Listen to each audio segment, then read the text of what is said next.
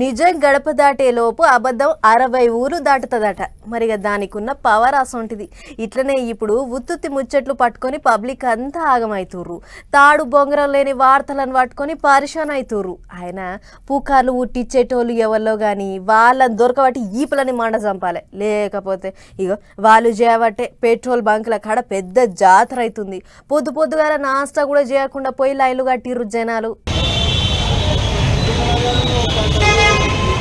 అరే పొద్దుగాల పాలబూతుల కాడికి పోయేటోళ్ళు కాస్త లేడికి లేచిందే పరగా అన్నట్టు ఆగమాగం పెట్రోల్ బంకుల కాడికి ఉరికినట్టే ఉన్నది కదా.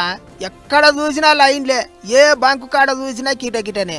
ఓ సుక్క ఎక్కువైనా పర్వాలేదు కానీ తక్కువ మాత్రం కావద్దు, ట్యాంకు పుల్లు కొట్టే అని నిండా నింపుకొని మరి పోయిండ్రు జనాలు.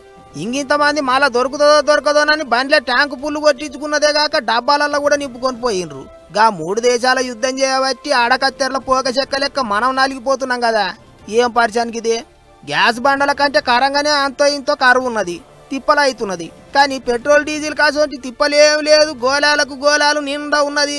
ఎవరికేం తుట్టి పడదని సర్కారోళ్ళు చెప్తున్నా సరే నడమ కొంతమంది గాలి ముచ్చట్లు పుట్టించి జనాలను గాలి చేస్తుండ్రు. ఇక అసలు ముచ్చట ఏంటిదంటే ఆయిల్ కంపెనీలకు పెట్రోల్ బంకులకు నడమ పంచాయతీలు చేయబట్టే అక్కడక్కడ నో స్టాక్ బోర్డులు కనిపిస్తున్నాయి అంటుర్రు. కొన్ని పెట్రోల్ బంకులు బంద్ అయి ఉన్నాయి, అందువల్ల షార్టేజ్ ఉన్నట్టుంది. అందువల్ల ఒక మాట వచ్చింది, మేమేమో బ్లింకిట్ చేస్తాం, మాకు ఆయిల్ తో అవసరం, తప్పదు కొట్టించాలి. చాలా రద్దీగా ఉన్నాయి, ఇట్లా చాలా ఇబ్బంది పడుతున్నాం మేము. పెట్రోల్ ఎక్కడే ఉంది, పెట్రోల్ ఎక్కడ లేదు. పెట్రోల్ ఇది వరకు ఆయిల్ కంపెనీలు ముందు సరుకు పంపించి అటెనక 5 దినాలకు పైసలు తీసుకునేదట.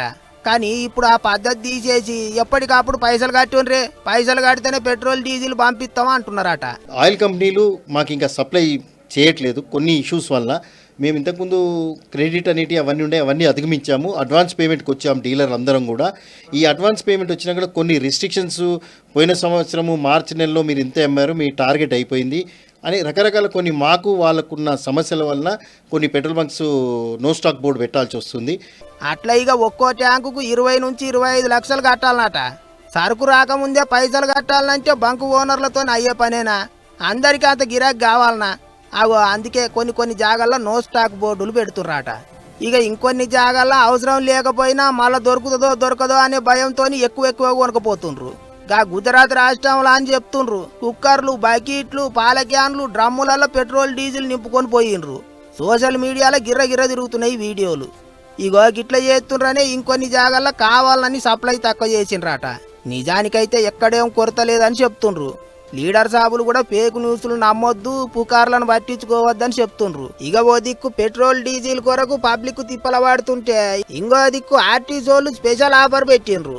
పట్నంలో మెట్రో డీలక్స్ ఏసీ బస్సులలో తిరిగేటోళ్లకు 30% రాయితీ ప్రకటించిండ్రు.